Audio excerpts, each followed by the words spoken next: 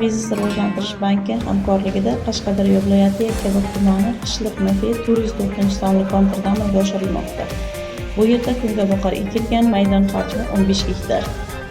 Bu yerdagi ekinlar zamonaviy usullar bilan parvarishlanmoqda. Hozirda ekinlar unib chiqish holatida.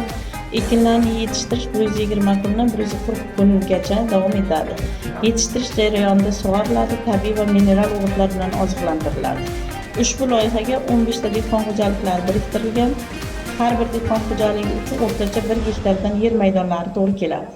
Loyihani samarali amalga oshirish uchun lider tadbirkor Bekmurodov Mansur Safarovich fermer xo'jaligi biriktirilgan.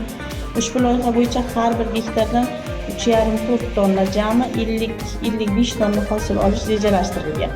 Kelajakda ekin maydonini kengaytirish va shu orqali dehqon xo'jaliklarini rivojlantirib, aholini bandligini ta'minlash maqsad qilib qo'yilgan.